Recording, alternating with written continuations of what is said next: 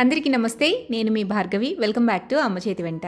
ఈ రోజు వీడియోలో మన ట్రెడిషనల్ రెసిపీ సంక్రాంతి స్పెషల్ కజ్జికాయల్ని ఎలా తయారు చేసుకోవచ్చో చూపిస్తున్నాను. కజ్జికాయల పీట లేకపోయినా కూడా ఎక్కువ కష్టపడకుండా చాలా తక్కువ టైంలో ఎవరి హెల్ప్ తీసుకోవాల్సిన అవసరం లేకుండా ఈజీగా ఈ కజ్జికాయలను అయితే తయారు చేసేసుకోవచ్చు.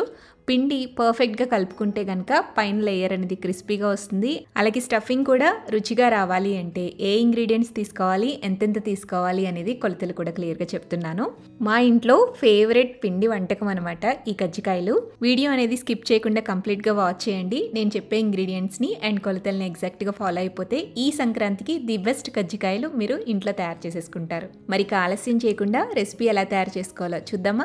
ముందు మనం పిండి కలుపుకుందాము. పిండి కలుపుకోవడం కోసం ఒక గిన్నె తీసుకుని అందులోకి 2 కప్పుల దాకా మైదా పిండి వేసుకోండి. మైదా పిండికి బదులు మీరు గోధుమ పిండి అయినా వాడచ్చు. నెక్స్ట్ ఇందులోకి 2 కప్పుల మైదా పిండికి 1/2 కప్పు దాకా సన్నటి బొంబాయి రవ్వను వేసుకోవాలి. బొంబాయి రవ్వ లావుగా ఉంటే మిక్సీ జార్లో వేసుకుని కొంచెం గ్రైండ్ చేసుకుని యాడ్ చేయండి. ఇలా పిండిలోకి బొంబాయి రవ్వ వేయటం వల్ల పైన మీకు లేయర్ అనేది క్రిస్పీగా వస్తుందండి. నెక్స్ట్ ఇందులోకి 1 టీ స్పూన్ దాకా ఉప్పు వేసుకోండి. అలాగే 3 టేబుల్ స్పూన్ల దాకా నెయ్యి వేసుకోండి. నెయ్యి కానీ బటర్ని కానీ లేదంటే వేడి చేసిన ఆయిల్ కానీ ఇందులో వేసుకోవచ్చు. నెయ్యి వేసిన తర్వాత పిండి అంతా కూడా బాగా కలిసే విధంగా కలుపుకోండి. ఇలా ముద్ద చేస్తే ముద్ద కట్టాలన్నమాట. సో ఈ బైండింగ్ కన్సిస్టెన్సీతో పిండిని కలుపుకున్న తర్వాత ఇప్పుడు నీళ్లు కొంచెం కొంచెంగా వేసుకుంటూ పిండిని సెమీ సాఫ్ట్ కింద కలుపుకోవాలి. మరీ పలుచగా కాకుండా ఇక్కడ చూపిస్తున్న విధంగా ఈ కన్సిస్టెన్సీతో పిండిని కలుపుకోండి. ఇప్పుడు మూత పెట్టేసి 10 నుంచి 15 నిమిషాల పాటు పిండిని నాననివ్వండి. తర్వాత స్టవ్ మీద ప్యాన్ పెట్టుకుని అందులోకి 2 టేబుల్ స్పూన్ల దాకా నెయ్యి వేసుకోండి. నెయ్యి కరిగిన తర్వాత 1/3 కప్పు దాకా సన్నగా కట్ చేసి పెట్టుకున్న డ్రై ఫ్రూట్స్ని వేసుకోవాలి. ఇక్కడ నేను జీడిపప్పు, బాదం అలాగే పిస్తా పలుకులు వేస్తున్నాను. సన్నటి సెగ మీద ఈ డ్రై ఫ్రూట్స్ని లైట్గా దోరగా వేయించండి. ఇవి కొంచెం వేగిన తర్వాత ఇందులోకి 1/2 కప్పు దాకా బొంబాయి రవ్వ వేసుకోండి. బొంబాయి రవ్వని కూడా నేతిలో కమ్మటి వాసన వచ్చేంత వరకు సన్నటి సెగ మీదే లో ఫ్లేమ్లోనే పెట్టి రోస్ట్ చేసుకోవాలి. ఈ విధంగా లైట్గా వేగిన తర్వాత ఇందులోకి 1 కప్పు దాకా తురుముకున్న ఎండు కొబ్బరి తురుముని వేసుకోండి.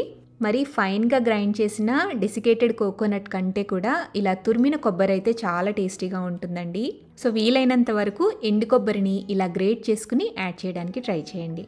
ఇందులోనే మరొక టేబుల్ స్పూన్ దాకా నెయ్యి కూడా వేసుకుని ఈ కొబ్బరి కూడా కమ్మటి వాసన వచ్చేంత వరకు మంచిగా వేయించుకోవాలి సన్నటి సెగ మీద. ఎండు కొబ్బరి అనేది మాడిపోకుండా చూసుకోండి. లైట్ గోల్డెన్ షేడ్ రావాలన్నమాట. అంతవరకు కూడా నిదానంగానే ఫ్రై చేసుకోండి. ఇలా వేగిన తర్వాత దించే ముందుగా ఒక 1/2 టీ స్పూన్ దాకా యాలకుల పొడి కూడా వేసేసుకుని ఒక్కసారి కలిపేసి స్టవ్ ఆపి పక్కకు దించుకోండి. ఇప్పుడు ఒక మిక్సీ జార్ తీసుకుని అందులోకి 1/4 కప్పు దాకా పంచదార వేసుకోండి. పంచదారని మరీ ఫైన్ పౌడర్లా కాకుండా ఈ విధంగా లైట్ బరకుండేటట్టుగా గ్రైండ్ చేసుకోండి. ఇలా గ్రైండ్ చేసుకున్న పంచదారని మనం ముందుగా వేయించుకుని పక్కన పెట్టుకున్న ఎండు కొబ్బరిలోకి వేసేసి బాగా కలిపేసేయండి. సో మనకి స్టఫింగ్ అయితే రెడీ అయిపోయింది. ఈ స్టఫింగ్ని మనం కజ్జికాయల్లోకి స్టఫ్ చేసుకోవాలి. ఇప్పుడు పిండిని చూద్దాము. పిండి చక్కగా నానుంటుందండి. ఈ పిండిని మళ్ళీ తిరిగి ఒక 2-3 నిమిషాల పాటు బాగా నీట్ చేయండి. ఆ తర్వాత ఈ పిండిని 2 పార్ట్స్ కింద ఈక్వల్గా డివైడ్ చేసుకోండి. జనరల్గా మనం చిన్న చిన్న ఉండల కింద చేసుకుని రోల్ చేసుకుని అందులో స్టఫ్ చేసుకుంటూ ఉంటాము. అది చాలా పెద్ద ప్రాసెస్ అండి. అంటే టైం ఎక్కువ తీసుకుంటుందన్నమాట. బట్ ఇలా నేను చెప్పినట్టు చేస్తే కనుక క్విక్ అండ్ ఈజీగా చాలా తక్కువ టైంలో తయారు చేసుకోవచ్చు అనమాట ఈ కజ్జికాయల్ని. ఈ పిండి ముద్దని ప్లాట్ఫామ్ మీద ఉంచి చపాతీ కర్రని తీసుకుని పొడి పిండి చల్లుకుంటూ ఇలా ఎంత వీలైతే అంత ఈవెన్గా స్ప్రెడ్ చేసేసేయండి.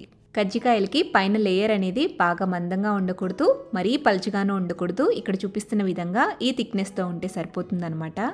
ఇలా ఈవెన్గా స్ప్రెడ్ చేసుకున్న తర్వాత ఇప్పుడు ఏదైనా అంచులు షార్ప్గా ఉండే బాక్స్ మూతని తీసుకోండి. దాంతో ఈ విధంగా కొంచెం ప్రెస్ చేసి ట్విస్ట్ చేస్తే కనుక మీకు అలా సర్కిల్ అనేది ఫామ్ అవుతుందండి. మీరు తీసుకునే మూత సైజుని బట్టి కజ్జికాయ సైజ్ అనేది ఉంటుందన్నమాట. ఎక్స్ట్రా వచ్చిన పిండి మొత్తాన్ని కూడా సపరేట్ చేసేసేయండి. ఈ పిండిని పక్కన పెట్టిన పిండిలోకి కలిపేసేసి మళ్ళీ తిరిగి సేమ్ ఇదే ప్రాసెస్ని కంటిన్యూ చేసుకోవచ్చు. చూడండి, ఈ విధంగా పూరీ సైజులో అన్నీ కట్ చేసేసుకున్నాం కదా. ఇప్పుడు దీన్ని మీరు కజ్జికాయల పీట ఉంటే కనుక అందులోకి పెట్టుకుని స్టఫ్ చేసుకోవచ్చు. లేదంటే చాలా సింపుల్ ప్రాసెస్లో ఒక 2 టేబుల్ స్పూన్స్ దాకా స్టఫింగ్ని ఈ పూరీ మీద ఉంచి ఎడ్జెస్ దగ్గర లైట్గా వాటర్ని అప్లై చేయండి. అప్లై చేసి ఇలా మధ్యలోకి ఫోల్డ్ చేసి ఫస్ట్ ఫింగర్తో కొంచెం ప్రెస్ చేయండి. ఆ తర్వాత దీనికి మంచి షేప్ ఇవ్వడం కోసం, మంచి డిజైన్ ఇవ్వడం కోసం ఇలా ఫోర్క్ని యూజ్ చేస్తూ కొంచెం ప్రెస్ చేస్తే కనుక ఇది చక్కగా సీల్ అయిపోతుంది. కజ్జికాయలు చేసేటప్పుడు మాత్రం మీరు ఇలా ఖచ్చితంగా కరెక్ట్గా సీల్ చేసుకోవాలండి. ఓపెన్ అయితే కనుక స్టఫింగ్ అంతా బయటకు వచ్చేసి ఆయిల్ పాడైపోతుంది. ఎక్కడైనా మీకు కొంచెం ఓపెన్గా అనిపిస్తే కనుక గట్టిగా ప్రెస్ చేసేసేయండి. ట్విస్ట్ చేస్తే కనుక ఇది సీల్ అయిపోతుందన్నమాట. సో ఇదే ప్రాసెస్లో పిండి అంతా కూడా అయ్యేంత వరకు చక్కగా ఇలా రోల్ చేసుకోవడం, స్టఫ్ చేసుకోవడం, కజ్జికాయల కింద ఒత్తేసుకోవటం. ఇదే విధంగా కంటిన్యూ చేయండి. చేసిన కజ్జికాయలన్నింటినీ కూడా ఒక వెడల్పుగా ఉండే ప్లేట్లో పెట్టి పక్కన పెట్టండి. నేను తీసుకున్న పిండికి చేసుకున్న స్టఫింగ్ కరెక్ట్గా సరిపోయిందండి. ఎక్కువ తక్కువ అవ్వలేదన్నమాట. టోటల్గా నాకు 20 దాకా కజ్జికాయలు వచ్చాయి. ఇవి చేసుకోవడానికి నాకు 20 మినిట్స్ టైం పట్టిందండి. ఇప్పుడు వీటిని మనం ఫ్రై చేసుకోవాలి. ఫ్రై చేసుకోవడం కోసం మందంగా ఉండే కడాయిని స్టవ్ మీద పెట్టుకుని డీప్ ఫ్రైకి సరిపడా ఆయిల్ వేసుకోండి. ఆయిల్ అనేది ఈ విధంగా హీట్ అయిన తర్వాత మంటని లో ఫ్లేమ్లోకి టర్న్ చేసుకోండి. ఇప్పుడు కజ్జికాయల్ని ఆయిల్కి పట్టే విధంగా 2 లేదా 3 దాకా వేసుకుని లో ఫ్లేమ్లోనే కొద్దిగా వేయించండి. రెండు వైపులా కూడా లైట్గా వేగిన తర్వాత మంటని మీడియం ఫ్లేమ్లోకి పెట్టుకుని నిదానంగా ఈ కజ్జికాయల్ని వేగనివ్వాలి. మీరు మంట పెంచేసి వేయించేస్తే కనుక ఈ కజ్జికాయలు అనేవి లోపలేమో మెత్తగా ఉండిపోతాయి, పైనేమో రంగు వచ్చేస్తాయి.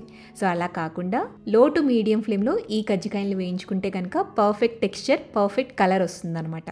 ఇలా వేయించుకున్న కజ్జికాయల్ని పక్కకు తీసేసి మళ్ళీ నెక్స్ట్ బ్యాచ్ కింద 2 లేదా 3 కజ్జికాయల్ని వేసి ఫ్రై చేయండి.